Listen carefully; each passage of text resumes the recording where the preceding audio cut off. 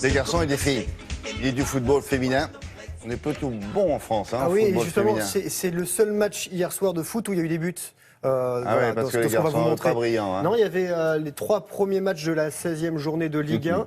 3 matchs nuls, 3-0-0. C'était la première fois que, depuis 2008-2009 qu'il n'y avait pas eu 3 matchs nuls, 0-0 dans cette Ligue 1. On regarde ce qui s'est passé hier soir avec des Angevins promus qui ont un petit peu fait mal au PSG. Le PSG qui a tenté sa chance à plusieurs reprises, à l'image de ce coup franc de Zlatan Ibrahimovic, frappe de Rabiot et le gardien angevin Butel qui se couche et repousse. C'est la 3e fois de la saison seulement que Paris ne gagne pas en Ligue 1 et la première fois qu'il ne marque aucun but. Le PSG est resté sur 9 victoires consécutives en championnat de France. Le record est détenu par Bordeaux avec 14 succès d'affilée. Je rappelle que Paris est leader et de son côté Angers est 3e. Dommage qu'il ait gardé le ballon. Lyon en rouge qui est resté sur 3 défaites consécutives, toutes compétitions confondues. Nantes en jaune, ceux qu'on ne comptait qu'une victoire lors des 6 dernières rencontres. 0-0 entre les deux formations.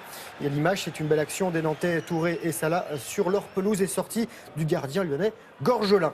Nantes 10e, Lyon 4e, devant Nice, les Niçois qui sont en blanc et qui n'ont pas fait mieux que 0-0 à Lorient. Belle claque du gardien lorientais Lecomte sur une frappe de Puel. Nice 5e. Et Lorient 8e ce soir, la suite de cette 16e journée. Voici du football féminin. Et pour voir des buts, il fallait être à Katerini, c'est en Grèce. L'équipe de France féminine a rempli son objectif de remporter ses 4 premiers matchs de qualification pour l'Euro 2017. Les Françaises, vous l'avez remarqué, sont en blanc parce que c'est elles qui marquent des buts. Elles gagnent 3-0 face à la Grèce. But de Henri, Le Bihan et Le Sommer. L'Euro 2017 se déroulera aux Pays-Bas. Avant, il y aura les JO de Rio. La France est 3e du classement mondial derrière les États-Unis et l'Allemagne. Et la Grèce est 69e. Voilà. Bien au-delà. Pas mal. Il n'y avait pas grand monde dans les tribunes. Ah bah ouais. Voilà.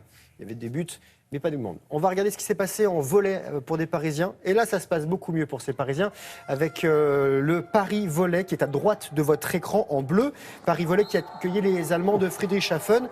Les joueurs de la capitale s'imposent 3-7-0. C'était la 3e journée de Ligue des Champions. Bilan pour Paris, une victoire, une défaite et un match reporté. Il faudrait dire à vos copains du volley s'ils pouvaient faire le ballon d'une autre couleur. Changer la couleur du ballon. Merci. Voilà, c'est pas évident à finir. Ça se voit beaucoup mieux en basket. C'est Nanterre qui est en blanc et vert et qui s'est compliqué la tâche en Eurocoupe. C'était la 8e journée. Les Franciliens, sur leur parquet, ont perdu après prolongation face aux Italiens de Trente, 85 là, c'est pareil. 79.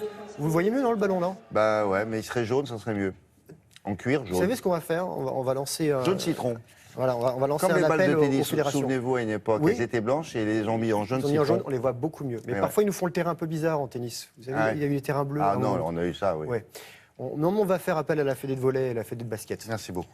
On va terminer avec le champion des champions français, celui qui a gagné le plus de titres mondiaux. Il s'appelle Antoine Albo. C'est en funboard. Regardez, il est sur la première marche du podium. C'est en Nouvelle-Calédonie, à Nouméa.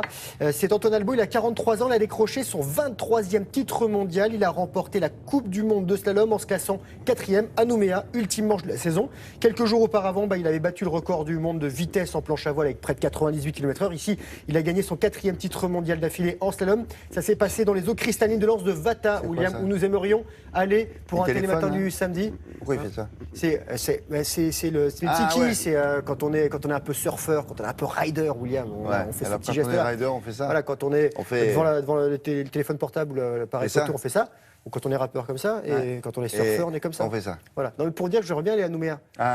zut. Non, parce qu'avec Antoine, on était chez lui à l'île de Ré. C'est sympa l'île de Ré, mais c'est vrai. Mais Nouméa, ce serait bien pour un télématin du samedi. Pour faire quoi? Du funboard encore. Ah, juste pour Non, le funboard. funboard. Et prenez vos RTT. Funboard, voilà. plongée, kitesurf, et pour faire ça à la sortie. Hein. Voilà. D'accord. En tout cas, vous êtes le premier à le demander. Alors bon. Voilà. Donc je serai le premier servi. Oui, pour le service. Merci beaucoup.